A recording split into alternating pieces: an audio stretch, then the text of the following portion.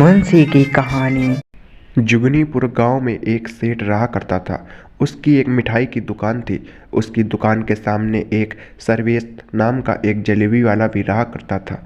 वह सेठ हमेशा सर्वेश से चिढ़ा करता था, क्योंकि सभी लोग सर्वेश से ही जलेबी खरीदा करते थे और वह गांव-गांव में जलेबी बेचा करता था। वह पूरे गांव में घूमने के कारण सर्वेश से सभी लोग जलेबियां खरीदा करते थे और उसकी शाम तक सारी जलेबियां भी बिक जाया करती थी। अरे यार, इस सर्वेश का तो कुछ करना पड़ेगा। ये तो अपनी दुकान बिल्कुल भी नहीं चलने देता है और सारी जलेबियां यही बेच देता है। अपनी तो कोई मिठाई नहीं चलती है। इसका कुछ ना कुछ तो करना पड़ेगा। तभी सेठ उठकर सीधे सर्वेश के पास जाता है। हे सर्वेश, अपना ये धंधा बंद कर दे तू। समझ में आया? तेरी वजह से मेरी दुकान नहीं चलती है और वैसे भी ये धंधा तुझे बंद करना ही पड़ेगा। ये अपना ठेला उठा के फेंक दे कहीं पर। अपना ये ठेला बंद कर, नहीं तो मुझसे बुरा नहीं होगा। अरे भाई, काहे हम काहे अपना ठेला बंद करें? हाँ, यदि तुमको इतनी चिड़चिड़ी हो रही है तो तुम अपना ठेला बंद कर दो, तुम अपनी दुकान बंद कर दो और कोई दूसरा धंधा खोल लो। है, बताओ, मैं क्यों अपना धंधा को बंद करूँगा? अरे मैं ना तुमसे डरने वाला हूँ। जाओ जाओ यार, अपना काम करो और कुछ मेहनत से काम करो। अच्छी मिठाई बनाओ तो तुम्हारी भी बिकेंगी। यह बात सुनकर सेठ तो बहुत ही ज़्यादा गुस्से में बबूला हो जाता है और वह वहाँ से गुस्से से होकर चला जाता है। अबे बच्चू, इसका कुछ ना कुछ तो करना ही पड़ेगा। तभी प्रातः काल होता है। पापा, मेरे स्कूल में एक एनुअल फंक्शन है, आपको भी वहाँ पर आना पड़ेगा। हाँ हाँ बेटी, काहे नहीं, हम भी आएंगे, ज़रूर आएंगे। और पापा, वहीं पर खाना भी मिलेगा। उसी स्कूल में सेठ का भी लड़का पढ़ा करता था और इसीलिए उस स्कूल में पेरेंट्स मीटिंग होने के कारण वहाँ पर सेठ भी आया था। सेठ अपने कुछ आदमियों से कहकर उस सर्वेश की लड़की के खाने में वह जहर मिला देता है। जब वह उसकी बेटी उस खाने को खाती है तो वह बीमार पड़ जाती है और अब उल्टियाँ भी करती है। पापा, मेरे पेट में दर्द हो रहा है, और बहुत ज़ोर से उल्टी भी करती है। अरे बेटा, क्या हुआ तुमको? हाँ, अरे अरे, मैं तुमको अभी डॉक्टर के पास ले चलता हूँ। अरे भाई डॉक्टर साहब, क्या हुआ है मेरी बेटी को? हाँ, आप कुछ बोल क्यों नहीं रहे हो? क्या हुआ है मेरी बेटी को? बताएं, मैं क्या करूँ? अरे मेरी बात सुने, इसके खाने में कुछ मिला दिया गया था, इसीलिए इसका पेट दर्द कर रहा था। ये आप दवा लें। तभी 4 दिनों तक उसकी बेटी ऐसी ही बीमार पड़ी रहती है और 4 दिनों तक वह बिल्कुल भी ठीक नहीं होती है।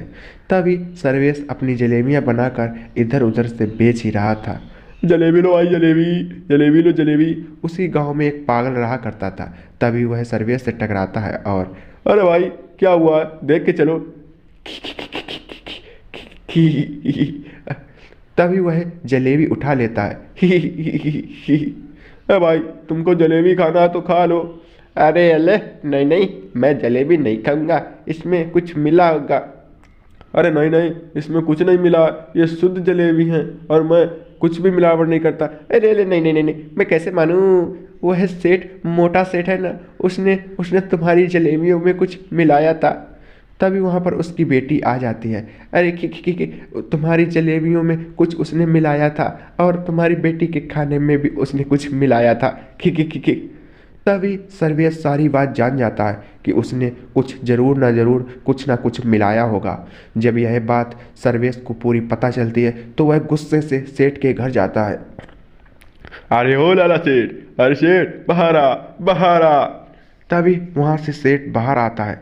तभी जैसे ही सेठ बाहर आता है, अरे क्या हुआ है? हाँ, तेरे को क्या कुछ पैसे चाहिए? लगता है धंधा बंद करने वाला है।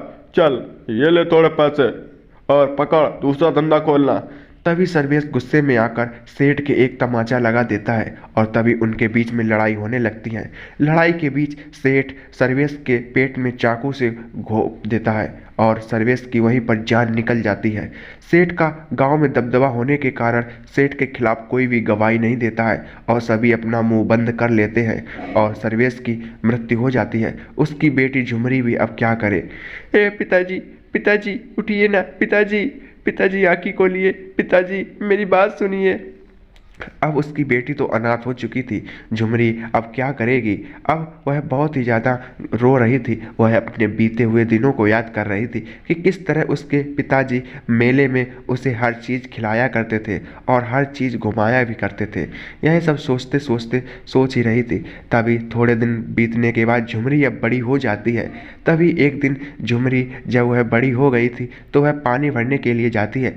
लाला सेठ उस पर गलत नज़र से देखता है। तभी लाला सेठ उसके पास जाता है। तभी झुमरी भी उसके सिर पर घड़ा फेंक देती है, जिससे कि वहाँ पर सभी औरतें हंसने लगती हैं। और देखते ही देखते, अरे अरे झुमरी, तुमने सही किया, यह सेठ बहुत ही ज़्यादा दुष्ट है। तभी वहाँ पर सभी औरतें मिलकर लाला सेठ को बहुत ही ज़्यादा मारती हैं। अरे अरे, इस सेठ का मुंह देखो कैसे लाल हो गया है। इसको सही रहा तुम लोगों ने मारा। बहुत मजा आया। इसकी तो यही हालत होनी चाहिए। अरे अरे अरे झुमरी, मैं तेरे को देख लूंगा। अरे अरे, जा जा जा जा जा। अरे अरे, देखना मैं तेरे को ढीलूंगा नहीं। तभी ऐसा कहकर सेठ वहाँ से चला जाता है। तभी थोड़े दिनों बाद में फिर से पहले जैसी जलेबियों की खुशबू आने लगती है। अरे अरे वाह मम्मी, देखो पहले जैसी सर्वेस की मिठाइयों की जैसी खुशबू आ रही है। दरअसल अब झुमरी ने फिर से अपने पिताजी का ठेला पकड़ा और उन्हीं पर जलेबियाँ बेचने लगती है। अरे बेटा, तुम्हारी जलेबियाँ तो बहुत अच्छी हैं। तुम तो अपने पिताजी से भी अच्छी जलेबियाँ बनाती हो। बहुत स्वादिष्ट है। तभी वहाँ पर वह भिखारी फिर से आ जाता है। अरे अरे अरे, मेरे को भी कुछ जलेबियाँ दे दो। अरे अरे अरे, मेरे को भी कुछ जलेबियाँ दे दो।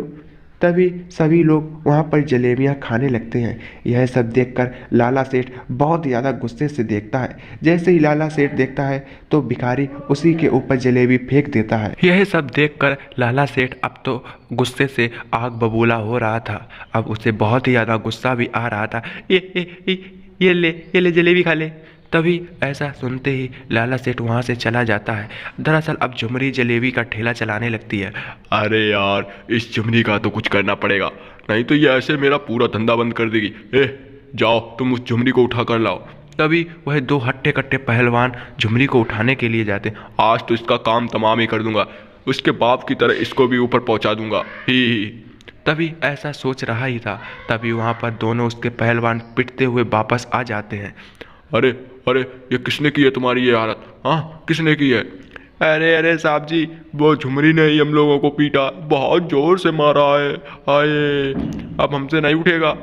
अरे नालायकों, कमबख्त कहीं के, तुम तो किसी भी काम के नहीं हो। तुमसे कुछ भी नहीं हुआ, तुमसे एक लड़की नहीं उठाई जाती है। तभी सेठ अपनी बीती हुई चीज़ भी देखने लगता है कि उसे भी कैसी तरह सेठ ने, वह अपनी पीछे की बात याद करने लगता है कि झुमरी ने तो उसे भी किस तरह से पीटा था। तभी यह सोचते ही सेठ तो अब बहुत ही ज़्यादा गुस्से से लाल हो रहा था।